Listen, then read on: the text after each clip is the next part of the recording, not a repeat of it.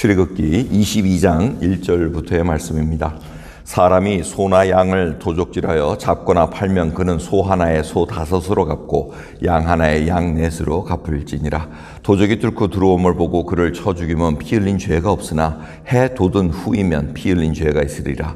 도적은 반드시 배상할 것이나 배상할 것이 없으면 그 몸을 팔아 그 도적질한 것을 배상할 것이요, 도적질한 것이 살아 그 손에 있으면 소나 낙이나 양을 물어나고 갑절을 배상할지니라.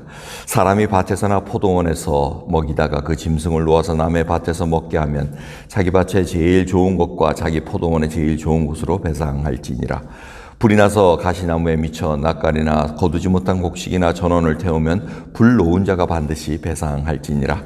사람이 돈이나 물품을 이웃에게 맡겨 지키게 하였다가 그 이웃의 집에서 봉족하였는데 그 도적이 잡히면 갑절을 배상할 것이요, 도적이 잡히지 아니하면 그 집 주인이 재판장 앞에 가서 자기가 그 이웃의 물품에 손댄 여부의 조사를 받을 것이며, 어떠한 과실이든지 소에든지 나귀에든지 양에든지 의복에든지 또는 아무 이런 물건에든지 그것에 대하여 혹이 이르기를 이것이 그것이라 하면 두 편이 재판장 앞에 나아갈 것이요, 재판장이 죄에 있다고 하는 자가 그 상대편에게 갑절을 배상할지니라. 사람이 나귀나 소나 양이나 다른 짐승을 이웃에게 맡겨 지키게 하였다가 죽거나 상하거나 몰려가도 본 사람이 없으면 두 사람 사이에 맡은 자가 이웃의 것에 손을 대지 아니했다고 하는 여호와께로 맹세할 것이요, 그 임자는 그대로 믿을 것이며 그 사람은 배상하지 아니하거니와 만일 자기에게서 봉적하였으면 그 임자에게 배상할 것이며 만일 찢겼으면 그것을 가져다가 증거할 것이요, 그 찢긴 것에 대하여 배상하지 않을지니라. 만일 이웃에게 빌어온 것이 그 임자에게 함께 있지 아니할 때에 상하거나 죽으면 반드시 배상하려거니와 그 임자가 그것과 함께 하였으면 배상하지 않을지며 새낸 것도 새를 위하여 왔은즉 배상하지 않을지니라. 아멘. 출애굽기 22장이 배상에 관한 법을 알려줍니다. 이걸 보면은 저 사법고시 시험 공부하기 되게 힘들겠다 생각이 듭니다. 이게 시민법 다 공부를 해야 되고 형법도 공부해야 되고 여러 가지 어려운 상황인데, 지금 참 재미있는 것은 하나님께서 십계명에 도적질하지 마라 했으면 도적질하지 말아야 되잖아요. 근데 도적질한 거에 대한 세부 사항에 대해서 알려주십니다. 그러니까 인간의 완악함은 어쩔 수 없다는 얘기입니다. 그러면서 이 배상 원칙, 어저께도 우리가 살펴봤지만 오늘도 이 배상 원칙을 보면은 정말 이 신용, 양심에 맡기는 것도 있고, 그 다음에 서로 너무 과하게 배상하고 이런 것들이 아니라는 겁니다. 서로 정말 잘 이해할 수 있게끔 지금 서로 배상하고 할 수 있게끔 만들어준 겁니다. 이게 현대 법에도 사실은 똑같이 적용이 되고 있습니다. 여러분 보시다시피 보면 하나님께서 얼마나 세밀한 것까지 이런 일이 있다는 겁니다. 도적이 들어오면 밤에 이렇게 자기 보호하기 위해서 이렇게 도적질 하다가 밤에 온 사람은 죽여도 상관은 없는데 낮에는 죽이면 또 거기에 대한 또 보상을 해야 되는 것이 이렇게 적혀져 있습니다. 그러니까 우리 이렇게 뭐라 그러죠? 자기 방어하는 거, 용어를 모르겠네요. 자기 방어하기 위해서 뭐라 그러죠? 셀프 디펜스 하는 거. 그런 거는 하나님께서, 근데 밤이 되면 괜찮은데 낮엔 또 안 된다고 이렇게 얘기하죠. 굉장히 하나님께서 세세하게 관심을 갖고 계십니다.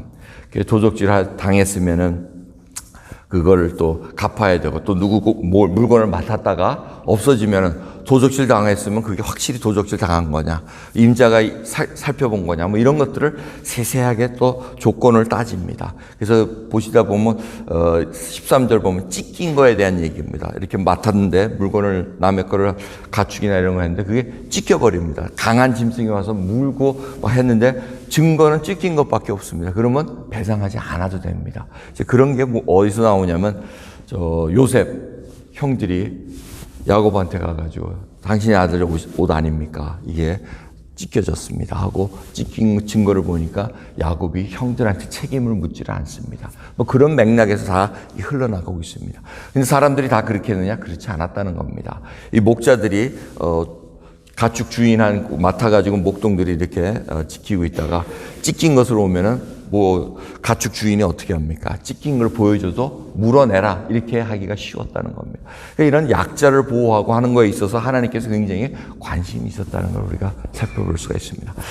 근데 오늘 본 말씀을 보면 참 이 배상이라는 개념이 참 힘이 듭니다. 어렵습니다. 한번 도적질 당하면 여러분 왜 갑절로 갚으라 그러고 뭐 4배, 5배로 갚으라 이런 얘기를 왜 하십니까? 이게 정신적인 데미지가 크다는 겁니다. 여러분 한번 도적질 당하고 뭐 한번 없어진 거 경험 있지 않았습니까? 물건 없어진 것 둘째 치고더라도 찝찝합니다. 집에 와서 누가 와가지고 뒤져가지고 가져갔다던가 뭐 자기 물건을 놔뒀다가 누가 쑥 가져갔다. 이런 것이 굉장히 기분이 안 좋다. 그러니까 하나님께서는 정신적인 피해까지 다 감안해가지고 그 정도면 됐다 이렇게 얘기합니다. 여러분 참 우리가 물건을 빌렸다가 상호간에 이렇게 좀 머쓱한 경우가 있습니다. 저도 가만히 생각해보면 저희 집에 이렇게 30년 된 그 부탄가스 써가지고 불 켜고 하는 거 있지 않습니까? 그거 하나 있는데 그게 30년 전에도 있었어요. 그래가지고 저희 오레곤에 살 때 이웃한테 빌렸어요. 그거를 좀 쓸 일이 있어가지고 와서 같이 뭐 좀 빌려달라 그래서 썼는데 아이고 그걸 빌렸더니 덜커덩 고장이 나버렸어요. 부탄가스를 넣는 이게 고장이 나가지고 제끼게 되질 않아가지고 손으로 집어넣어서 이렇게 해야 되는 겁니다. 그러니까 어떻게 해요? 배상의 원칙에 하면은 이거 죄송하게 됐다고 미안하게 됐다 그래가지고 이제 제가 새 거를 사가지고 줬는데 내시면 어떤 마음이었겠습니까? 안 받았으면 그거 하나 그거 그냥 손으로 넣어서 하면 되는데 그런데 그걸 이렇게 줄 때 내심 주면서도 그냥 새 거는 신집사가 가져 그냥 그거 고장난 거 내가 그냥 쓸게 하면 얼마나 좋겠어요. 근데 그러지 않고 새 거는 자기가 갖고 그분도 집사님이었는데 갖고 그다음에 한 거는 이제 30년 동안 제가 그걸 쓰고 있습니다. 계속 손가락 넣어가지고 가스통 넣으면. 근데 이 배상의 원칙을 한번 생각을 해봅니다. 얼마나 빌려준 사람도 기분이 나빴겠어요. 그러니 새 걸 주면서 서로 기분 좋게 하면 되는데 겉으로는 표시 안 했죠. 지금도 30년 동안 그 마음을 생각을 합니다. 주면서도 이거 안 받으면 내가 새 거 쓰고 자기는 이거 고장난 거 좀 참고 쓰지. 그러면 안 된다는 얘기입니다. 이게 전부 다 우리가 배상의 원칙에 의해 가지고 그것까지 생각을 해줘야 됩니다. 우리의 마음이 어떤가. 그러면서 임대료에 관한 얘기가 나옵니다. 15절 보시면은 임대해가지고 그것이 무슨 고장이 나고 했으면 죽었으면은 배상하지 않아도 된다는 얘기입니다. 돈을 내고 빌렸으면 그것까지 다 계산했어야 된다는 얘기입니다. 그러니까 임대료 돈 내주고 빌리면은 그게 죽었으면은 짐승이 죽으면은 그것까지 이 주인은 계산하고 값을 받았어야 된다는 이 얘기를 하고 계십니다.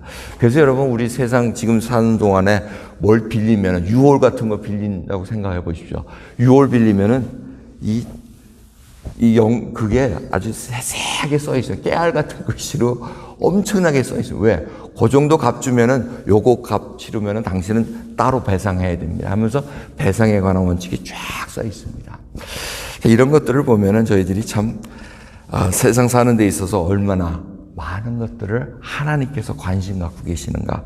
그 대신 그 원칙은 어디에 있느냐면 우리 양심에 있습니다. 정말 도적질이 몰래 와서 가져간 거 나 손 안 댔습니다. 정말 하늘에 두고 맹세합니다. 이런 얘기하면은 믿어주라는 얘기입니다. 여러분 그래서 저희들 양심에 따라서 행동해야 됩니다. 무슨 도구를 빌렸다든가 뭘 빌렸다든가 이런 일들이 어그러질 때 과연 이걸 어떻게 했을까? 어떻게 갚아대야 되는가? 진정성 있는 사과가 있으면은 그 물건 고장난 거에 대해서 크게 개의치 않습니다. 그런데 그 태도가 이거 빌려왔더니 이거 이렇게 됐어요. 원래 이렇게 된 거 내가 쓰다가 당신이 부러질 거 정도 된 걸 나한테 빌려준 거 아니요 하고 사과 안 하고 돌려주면 빌려준 사람도 얼마나 기분 나쁘겠습니까? 그게 그런 식으로 저희들이 배려할 수 있는 마음들이 필요하다는 것을 다시 한번 생각합니다. 여러분 이 시민법 배상에 관한 법은 상식을 벗어나지 않습니다. 양심을 벗어나지 않습니다.